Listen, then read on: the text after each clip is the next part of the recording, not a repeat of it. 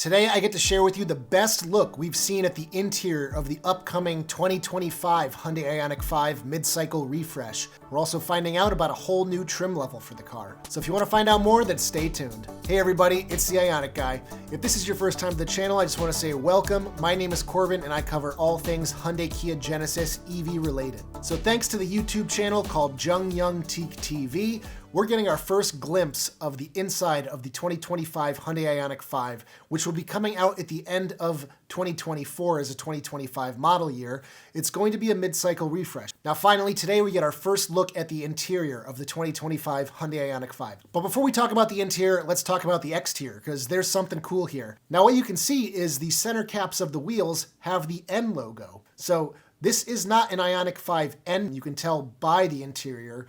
This is likely going to be an N-line trim, similar to the GT line trim with the Kia EV6, where you get a lot more of those sporty touches, but you don't get the full-blown power of the GT, but you do get a bit of the look. So it looks like they're going to bring some of the sporty details of the N trim down to a more affordable price with the lower-powered vehicle. So you get these cool-looking sporty alloy wheels. And then when you move to the interior, specifically here in the back seat, we can also see the checkerboard pattern on the armrests of the doors. That is not found on the normal trims of the Ioniq 5, so this is definitely going to be an N-inspired trim. On the armrests of the doors, it looks like there's some sporty-looking red stitching as well. Now this could just be an N-line specific, but the seats look like they have a suede insert and then the faux leather on the outside edges of the seat. Maybe that's to give a sportier look, but that could be also across the entire Ioniq 5 line as far as we know. So yeah, those are kind of the clues that tell us that an N line is probably coming in the future. But looking at the center console of the car, you can see it's a pretty different design versus the existing Ioniq 5.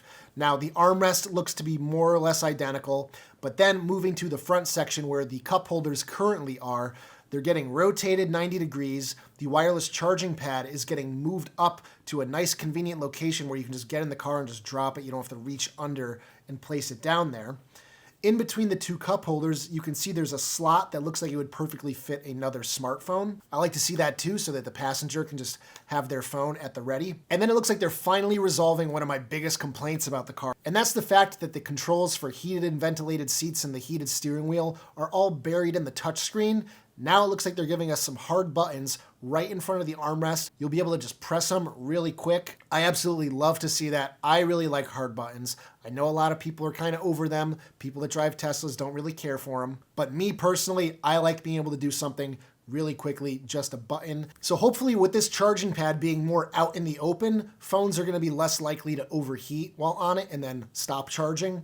Because with the current Ioniq 5, because the phone is placed under a ledge in the center console, I feel like heat probably builds up excessively because there's not a lot of air movement through that area. But right out here in the open, maybe that'll help. It also kind of makes me think that because they are displaying the charging pad so prominently, that wireless Android Auto, Apple CarPlay will be available, because then you won't have to plug in your phone and you can just use that charging pad that's right there, right on the top of the center console. Now we don't know for sure, but I am assuming that the 2025 Ioniq 5 is going to have a whole new CCNC infotainment system that we are currently seeing deployed in the 2024 Kona Electric, as well as pretty much every new Hyundai going forward. And we do know that this version of software will be getting an update for wireless Android Auto and Apple CarPlay later this year in 2023. Unfortunately, based on these videos, it doesn't look like the charge port is moving, so this isn't a good sign that when the car comes to the US, NACS compatibility is going to be super convenient if you do want to use Tesla superchargers. If they would just move it to the other side of the car, it would be perfect. Granted, as version 4 superchargers do get deployed, the longer cords will be less of an issue for our cars. Now looking at the front bumper of the car, you can see a little bit of a difference on the lower section of the bumper. It looks like it's getting some horizontal treatments there in the middle.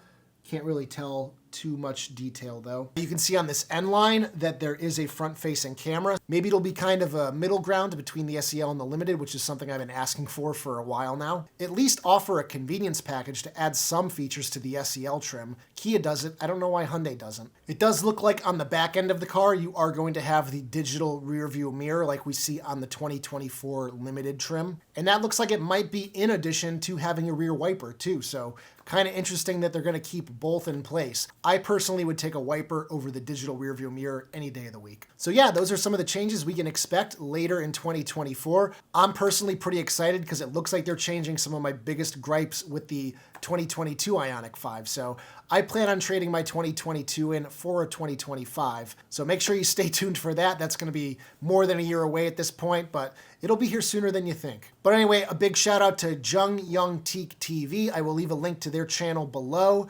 Their channel's mostly in Korean, so unless you speak Korean, it's going to be a little hard to watch their videos, but it looks like they put out a lot of good Hyundai Kia Genesis content, spy shots of these cars if you are interested. So if you haven't already seen the videos I posted about the exterior of the 2025 Ioniq 5, check out that video right here.